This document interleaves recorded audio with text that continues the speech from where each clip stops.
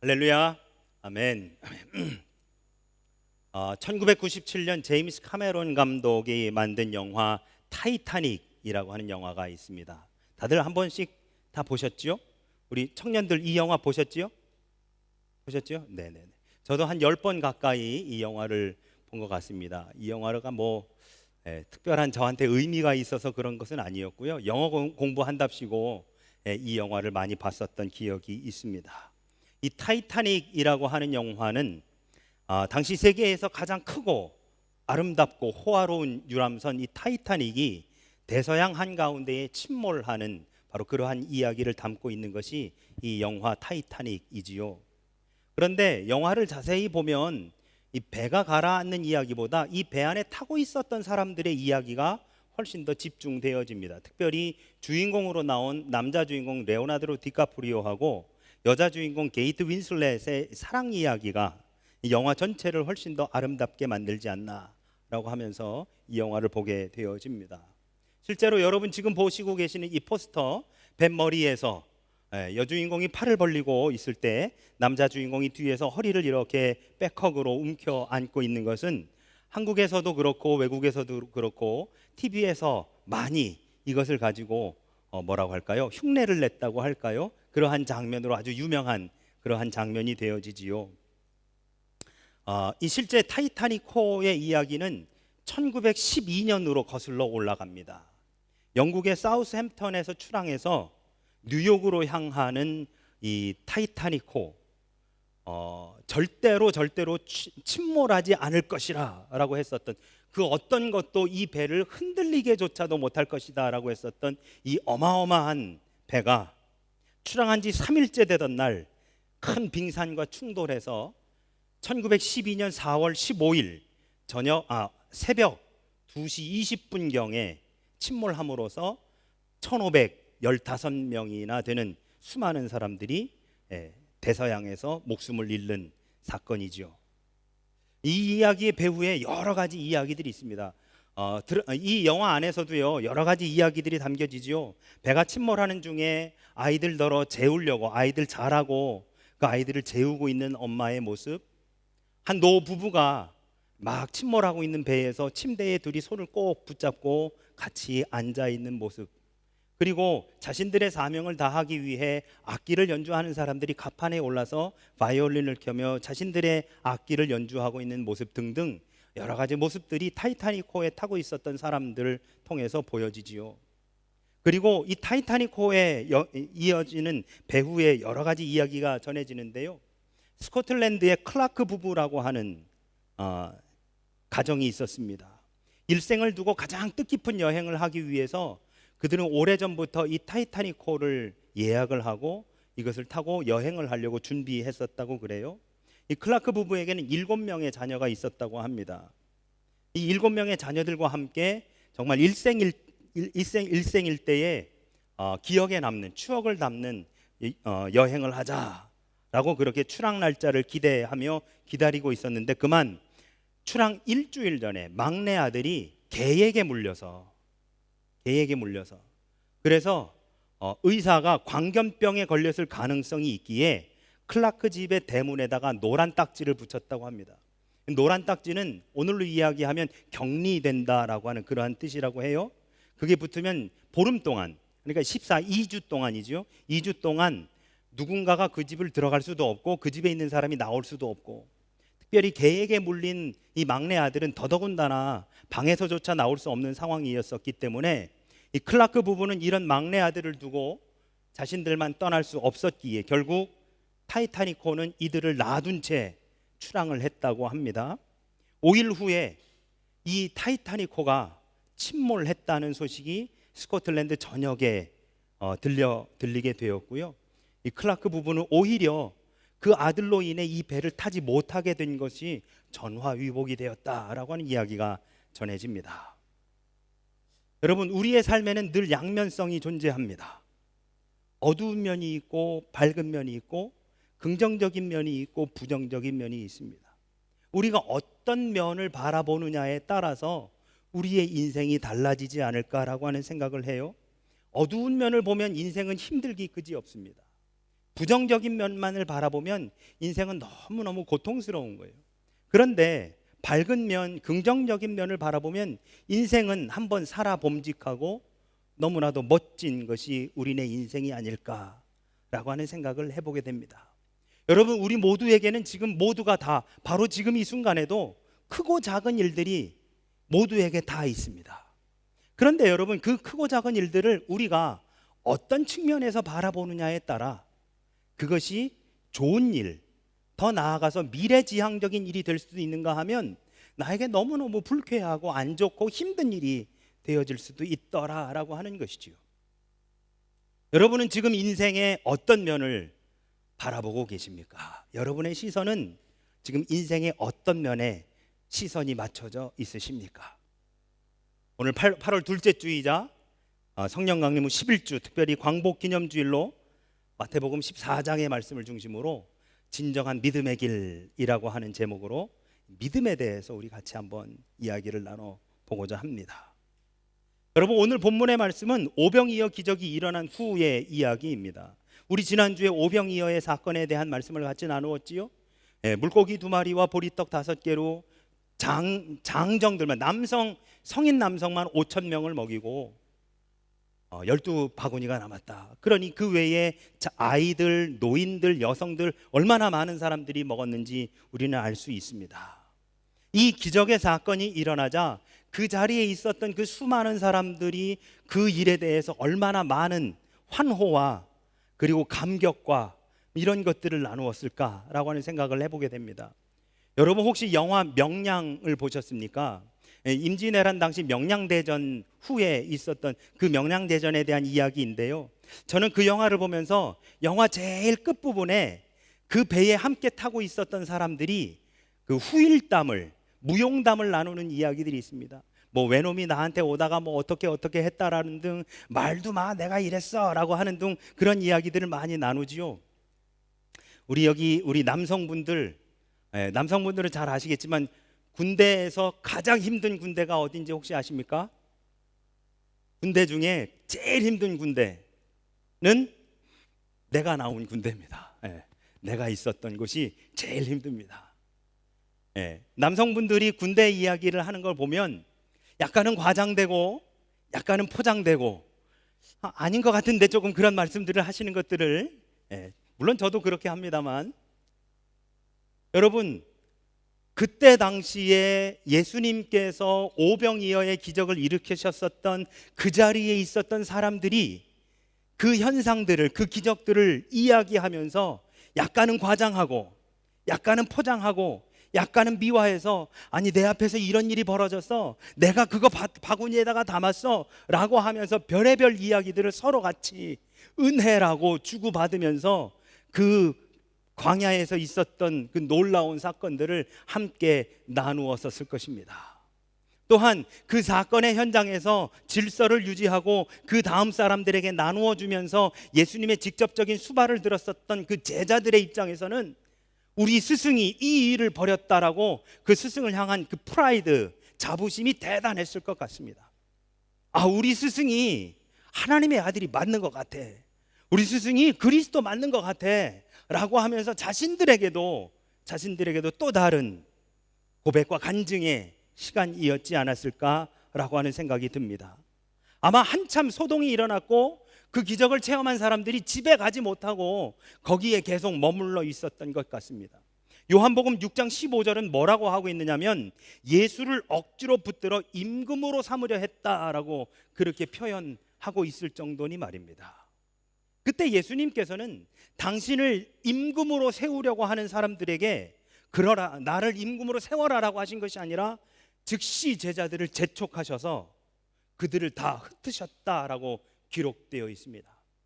오늘 본문 22절과 23절의 말씀을 보시면 예수께서 즉시 제자들을 재촉하사 자기가 무리를 보내는 동안에 배를 타고 앞서 건너편으로 가게 하시고 무리를 보내신 후에 기도하러 따로 산에 올라가셨다. 저물매 거기 혼자 계시더니 라고 말씀합니다. 여러분, 예수님은 그 무리들의 의도를 다 아셨습니다. 당신을 왕으로, 임금으로 세우고자 하셨던 그 무리들의 의도를 너무 잘 아셔서 즉시 그 무리들을 흩으셨고 제자들도 그 무리들과 합세하지 않도록 제자들도 다 떠나 보내셨고 예수님 당신도 심지어는 제자들과도 함께 하지 않으시고 따로 떨어져 기도하러 올라가셨습니다. 여러분, 오늘날 세계 도처는 경제적인 문제가 모든 나라의 중요한 이슈가 되어 있습니다. 경제적인 문제라고 하니까는 어마어마한 것 같지만 바로 이 빵의 문제, 오병이어의 문제가 되어지는 것이지요. 2000년 전 예수님 당시에도 이 군중들은 경제적인 문제, 이 빵 먹고 사는 문제를 가지고 자신들을 그 자리에서 먹여주신 그 예수님을 임금으로 세우려고 하는 그러한 소동이 그 안에서 일어났으니 말입니다. 오늘날도 마찬가지지요. 오늘날도 그 문제를 해결할 수 있는 사람이라고 한다면 누구든지 지도자로 세우려고 합니다. 그래서 미국의 유력 정치인이 이렇게 이야기했죠. 바보야, 문제는 경제야. 주님은 이 땅에 빵의 문제를 해결하러 오신 분이 아니십니다. 주님은 이 땅에 우리의 먹거리를 해결하러 오신 분이 아닙니다. 주님은 이 땅에 우리 인간의 가장 근본적인 죄와 사망의 문제 용서하시며 영혼을 구원하시고 영원한 생명을 우리에게 주시려고 이 땅에 오신 분이시다라고 하는 거지요. 그러나 군중들도 제자들도 여전히 이 땅 가운데 눈에 보이는 문제의 해결에 초점을 맞추고 있는 것을 우리는 오늘 말씀 속에서 보게 됩니다. 그래서 주님은 무리들을 흩으셨고 제자들을 재촉하셨습니다. 그리고 당신은 따로 떨어져서 기도하러 산에 오르셨습니다. 무리들을 흩으시고 제자들을 재촉하신 주님은 제자들과 그 상황을 나누지 않으시고 홀로 계시며 기도하셨지요. 큰 성취와 기적을 베푸시고 저물도록 홀로 계셨던 분, 예수께서 산에서 홀로 기도하시는 동안 제자들은 무엇하고 있었느냐? 바다 한복판에서 풍랑을 만나고 고생을 하게 됩니다. 오늘 24절은 이렇게 표현합니다. 배가 이미 육지에서 술이나 떠나서 바람이 거스름으로 물결로 말미암아 고난을 당하더라. 여러분, 이 사건이 일어난 근본적인 문제가 뭘까요? 제자들이 지금 그 배에서, 그 파도치는 그 바다 한가운데 그 배에서 지금 그 고난을 당하는 근본적인 이유가 여러분 뭐라고 생각하십니까? 이렇게 한번 생각해 보실까요? 경제적인 문제가 해결됐습니다. 자신들의 배고픔의 문제가 해결이 되었습니다. 단순하게 그 광야에서 5천 명이 먹고 12광주리가 남아서 거기에서 끝이 아니라 자신들의 먹고 사는 문제가 해결이 된 거예요. 그러고 나서 있었던 바로 이 사람들, 그것도 기적적으로 이 문제가 해결됐기에 승리와 기쁨의 환호성을 올렸습니다. 그러나 몇 시간이 채 되지도 않아서 바다 한복판에서 풍랑을 만나 갈 길을 헤쳐나가지 못하고 인간의 절대적인 한계에 봉착해 있는 이 제자들의 이 모습, 여러분, 그게 바로 우리들의 삶의 모습이 아닐까요? 한 문제 해결하면 다음 문제가 기다리고 있고, 그 다음 문제 해결하면 더 높은 등성이가 우리를 기다리고 있고, 그거 넘어가면 더 높은 산이 우리를 마주대하고 있는 바로 그러한, 우리는 문제 하나 해결하면 끝나는 것 같지만 그 뒤에 또 다른 문제가 우리를 기다리고 있고, 그것까지 해결하면 좀 괜찮으려나 싶어도 넘어가면 또 더 큰 산이 우리를 마주대하고 있습니다. 그래서 성경은 24절에서 이렇게 표현됩니다. 고난을 당하더라. 고난을 당하더라. 인생의 바다 한복판에서 불어오는 바람은 우리가 어떻게 손 써볼 겨를도 없이 계속해서 우리를 향해 몰려옵니다.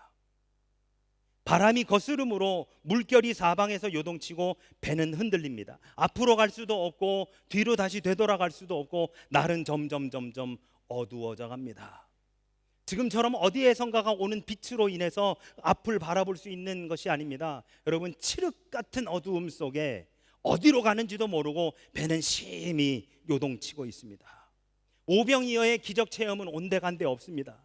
몇 시간 전에 경험했었던 그 놀라운 기적의 그 환호성은 이제 온데간데 없이 또 다시 인생의 위협 앞에 그 도움의 손길을 요청하고 있는 제자들, 이때 예수님께서 바다 위로 걸어서 제자들에게 다가오십니다. 25절입니다. 밤 사경에 예수께서 바다 위로 걸어서 제자들에게 오셨다. 여러분, 여기서 말하는 밤 사경은 오늘로 이야기하면 새벽 3시부터 6시를 의미합니다. 그 동이특이 바로 직전 가장 깜깜할 때. 그러니 여러분 생각해 보세요. 오늘날은 여기저기 불빛이 많기 때문에 그 빛으로 인해서 보이기라도 하지요. 당시에는요, 여러분, 한마디로 얘기하면 하늘의 달이나 별빛 외에는 의지할 게 아무것도 없는 때예요. 얼마나 칠흑같이 어두웠겠습니까? 힘겹게 그렇게 노를 젓는 제자들에게 예수님이 찾아오시니 어떤 반응이 일어나느냐? 26절과 27절은 이렇게 말씀합니다. 제자들이 그가 바다 위로 걸어오심을 보고 놀라 유령이라 하며 무서워하여 소리 지르거늘 예수께서 즉시 이르되 안심하라, 나니 두려워하지 말라. 여러분, 우리가 창세기부터 요한계시록까지 성경을 읽어보면 예수님께서 우리에게 하신 수많은 말씀들이 있습니다. 아니, 예수님뿐만 아니라 하나님의 메시지가 계속해서 창세기부터 계시록까지 수많은 메시지와 권면의 말씀들, 명령들이 나오는데 그 중에 가장 많이 나오는 말씀이 뭐냐? 두려워하지 말라는 말씀입니다. 두려워하지 말라. Don't be afraid. 모세가 죽고 나서 여호수아에게 하나님께서 처음 주셨었던 말씀, 여호수아 1장 9절에 두려워하지 말라, 담대하라. 또한 이사야 43장 1절에서 너는 두려워하지 말라, 내가 너를 구속하였고 내가 너를 지명하여 불렀나니 너는 내 것이라. 그런데 여러분, 우리 인간들은 두려워할 수밖에 없는 존재들입니다. 마치 바다에 놓여진 배처럼 이리 흔들리고 저리 휩쓸리는 삶으로 살아갑니다. 지금 이 길로 제대로 잘 가고 있는 것인지 때로는 너무너무 혼돈스럽게 짝이 없는 인생을 우리는 살아갑니다. 하지만 우리가 두려워할 수밖에 없는 존재임을 우리 하나님께서 너무 잘 알고 계시기에, 우리의 인생이 깨지기 너무 쉬운 질그릇과 같은 존재이기에, 그래서 그것을 너무나도 우리 하나님께서 잘 알고 계시기에 오늘도 우리에게 이렇게 말씀하십니다. 두려워하지 말라. 두려워하지 말라. 그러므로 여러분, 우리가 기억해야 하는 사실은 우리를 향해 두려워하지 말라고 하시는 그분이 누구신지, 우리를 향해 두려워하지, Don't be afraid라고 말씀하고 계시는 그분이 어떤 분인지를 우리는 알아야 된다라고 하는 것이죠. 우리 주님은 우리를 사랑하셔서 풍랑이 몰아치는 우리의 인생 가운데 찾아오신 분입니다. 여러분, 이렇게 한번 보시죠. 그 제자들 가운데에 예수님이 어떻게 찾아오셨냐면 풍랑을 돌아서 오신 게 아닙니다. 저 멀리 육지에서 이쪽으로 오라고 손을 흔드시는 게 아니에요.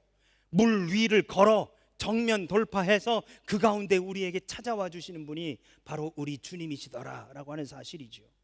우리를 사랑하시기에 높고 높은 하늘 보좌를 버리시고 낮고 천한 인간의 모습으로 우리 가운데 오사 십자가에 짊어지시고 거기에서 피 흘려 죽으신 분, 그리고 3일 만에 다시 부활하시어 하늘에 올라 승천하셨던 바로 그분이 지금 우리의 어려움 앞에서 힘들고 어렵고 흔들리고 있는 삶을 살아가는 우리 앞에 그 문제 안에서 가운데로 걸어서 우리에게 오시는 분, 그러면서 하시는 말씀, 두려워하지 말라.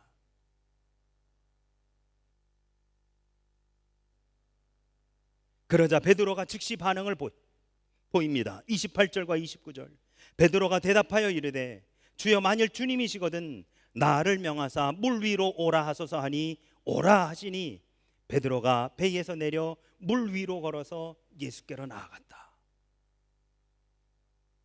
여러분, 이 마태복음 14장 오늘 본문의 베드로를 긍정적인 측면에서도 볼 수 있고 부정적인 측면에서도 볼 수 있습니다. 저는 오늘 긍정적인 측면에서 좀 보려고 합니다.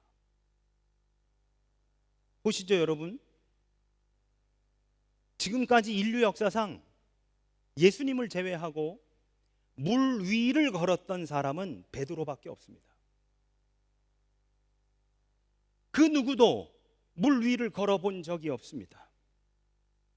인간으로서는 최초로, 처음이자 마지막으로 물 위를 걸은 사람이 베드로입니다.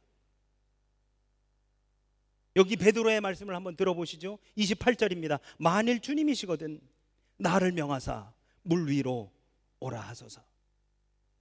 이미 날은 저물었습니다. 앞이 보이지 않습니다. 바람이 거스름으로 물결이 심히 요동칩니다.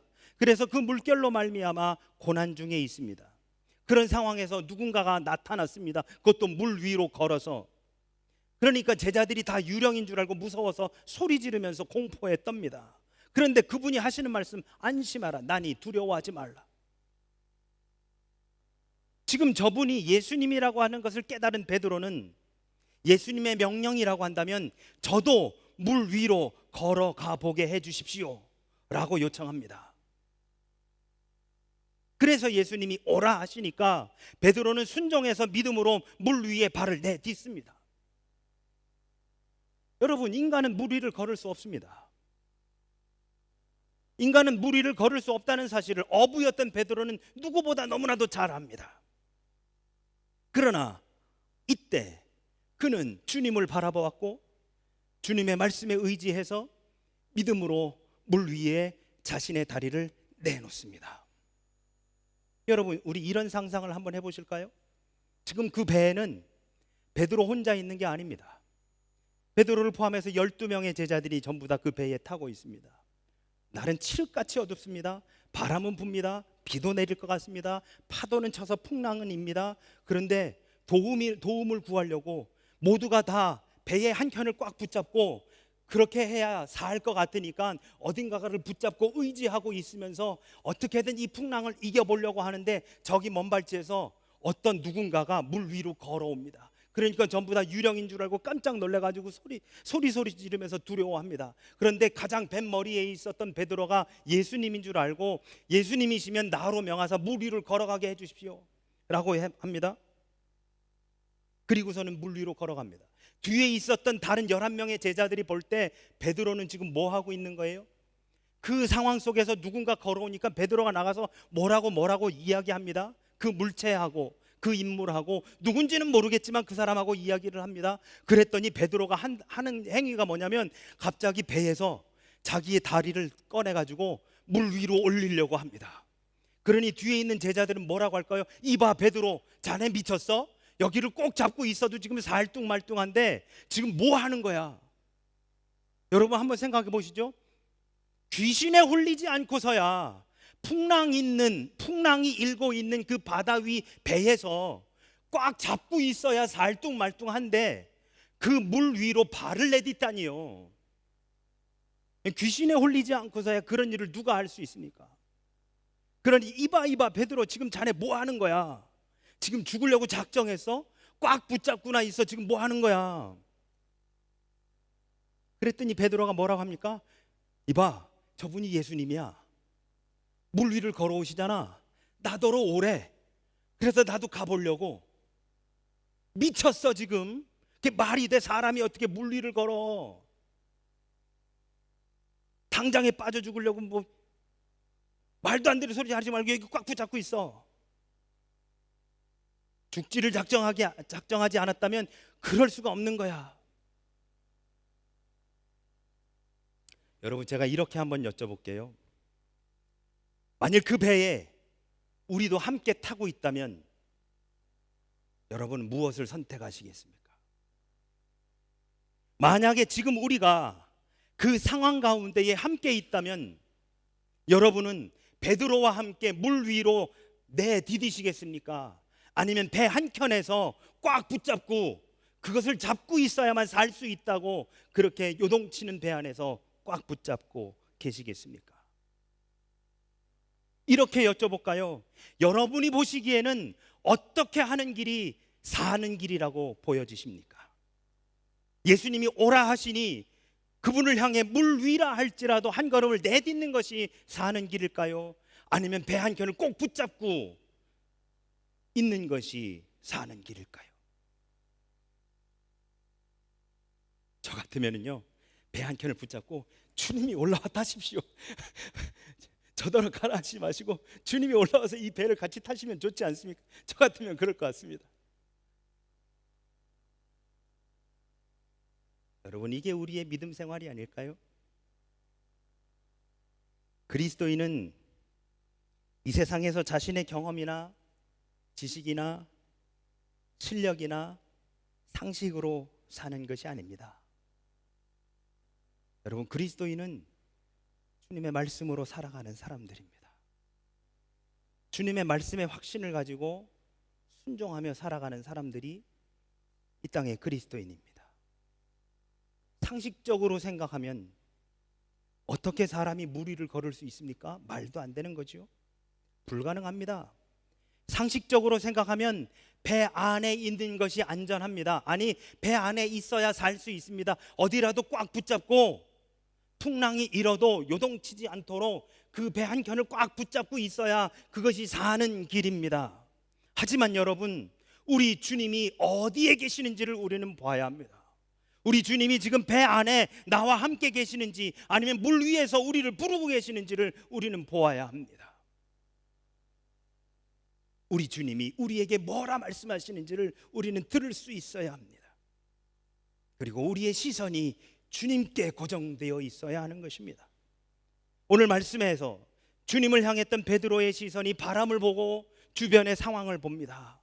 주변의 여건들과 사람들의 시선과 이런 것들을 바라보았을 때 믿음으로 물 위를 디뎠던 자신의 발이 물속으로 쑥 들어가져 버립니다. 30절입니다. 바람을 보고 무서워 빠져가는지라 소리질러 이르되 주여 나를 구원하소서. 베드로는 믿음으로 물 위에 첫 발을 내디뎠습니다. 그리고 물 위로 걸어갔습니다. 그런데 상황을 보는 순간, 환경을 보는 순간, 주변의 여건을 보는 순간 물속으로 빠져들어갑니다. 그 시선이 주님께 향해 있으면 물 위를 걸어가는데 그 시선이 주님께로부터 흐트러지면 물속으로 빠져들어갑니다. 어떤 환경에서도 아무리 풍랑이 불어도 꿋꿋이 물 위를 걸어 앞으로 전진할 수 있는 것은 주님을 바라볼 때입니다. 그런데 우리의 시선이 바람을 향하는 순간, 주위의 환경을 보고 물결치는 파도와 풍랑이라는 현실을 볼 때 무서워서 빠져들어갑니다. 이에 31절에 이렇게 말씀하십니다. 예수께서 즉시 손을 내밀어 그를 붙잡으시며 이르시되 믿음이 작은 자여 왜 의심하느냐. 그리고 배에 함께 오르사 바람이 그치고 배에 타고 있던 사람들이 33절에서 이렇게 고백합니다. 진실로 하나님의 아들이로소이다. 사랑하는 우리 영광의 성도 여러분, 예수님께로 우리의 시선이 향하면 우리가 진정으로 살 길이 보입니다. 예수님께로 우리의 시선이 고정되면 물 위가 아니라 푸른 초장과 쉴만한 물가로 고백되어집니다. 하지만 우리의 시선이 주변을 보면 푸른 초장과 쉴만한 물가도 물 위라고 고백하게 되어집니다. 우리의 시선이 문제입니다. 우리가 무엇을 보고 있느냐가 문제입니다. 우리가 무엇을 듣고 있느냐가 문제입니다. 예수님이 일하시지 않는 것이 아니고, 하나님이 역사하시지 않는 것이 아니고, 내가 무엇을 보고 있으며 내가 무엇을 듣고 있느냐가 문제라고 하는 것이지요. 우리가 주님을 바라보고 있으면